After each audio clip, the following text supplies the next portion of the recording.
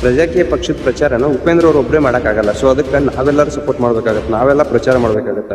But ಎಲ್ಲರಿಗೊಂದು doubt ಬರುತ್ತೆ, ನಾವು ಹೆಂಗೆ ಪ್ರಚಾರ ಮಾಡೋದು? ನಾವು ಡೈಲಿ ರೋಡ್ಗೆ ಹೋಗಿ ಉಪೇಂದ್ರ ಅವ್ರಿಗೆ ವೋಟ್ ಹಾಕ್ರಿ, ಪ್ರಜಾಕೀಯಕ್ಕೆ ವೋಟ್ ಹಾಕ್ರಿ ಅಂತ ಹೇಳೋಕ್ಕಾಗಂಗಿಲ್ಲ. ಸೊ ಹೆಂಗೆ ಮಾಡ್ಬೋದು ಅಂತಂದ್ರೆ, ಯಾರ್ಯಾರು ನಿಮ್ಮ ಕೆಲಸದೊಳಗ ಡೈಲಿ ನೀವು ಏನು ಕೆಲಸ ಮಾಡ್ತಿರಲ್ಲ ಅದ್ರೊಳಗೆ ಅದನ್ನು ಇನ್ಫಾರ್ಮೇಷನ್ನ ಶೇರ್ ಮಾಡೋಕ್ಕೆ ಟ್ರೈ ಮಾಡಿರಿ. ಆ ಇನ್ಫಾರ್ಮೇಷನನ್ನು ಜನರಿಗೆ ರೀಚ್ ಮಾಡೋಕ್ಕೆ ಟ್ರೈ ಮಾಡಿರಿ.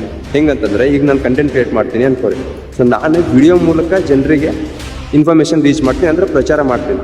ಓಕೆ, ಕಂಟೆಂಟ್ ಕ್ರಿಯೇಟರ್ಸ್ನ ಬಿಟ್ಟು ಬೇರೆ ಜನ ಇರ್ತಾರಲ್ಲ, ಸೊ ಅವ್ರು ಹೆಂಗೆ ಹೆಲ್ಪ್ ಮಾಡ್ಬೋದು ಅಂತಂದ್ರೆ, ಈಗ ಒಬ್ಬ ಹೋಟೆಲ್ನಾಗ ಇರ್ತಾನೆ, ಹೋಟೆಲ್ ಓನರ್ ಏನು ಮಾಡ್ಬೋದು ಅಂದರೆ, ಬಂದವರಿಗೆ ಪ್ರಜಾಕೀಯಕ್ಕೆ ವೋಟ್ ಹಾಕ್ರಿ, ಅವ್ರ ಥಾಟ್ಸ್ ಚಲೋ ಅದಾವು, ಸೊ ಅದರಿಂದ ನಮಗೆಲ್ಲ ಬೆನಿಫಿಟ್ ಆಗುತ್ತೆ, ಎಷ್ಟಾಗುತ್ತೆ ಅಷ್ಟು ಸಪೋರ್ಟ್ ಮಾಡಿರಿ, ಪ್ರಜಾಕೀಯಕ್ಕೆ ವೋಟ್ ಹಾಕ್ರಿ ಅಂತ ಒಬ್ಬ ಹೋಟೆಲ್ ಮಾಲಕ ಬಂದಿರೋ ಕಸ್ಟಮರ್ಸಿಗೆ ಹೇಳಿದರೆ ಅದು ಎಷ್ಟೋ ಪ್ರಚಾರ ಆಗುತ್ತೆ.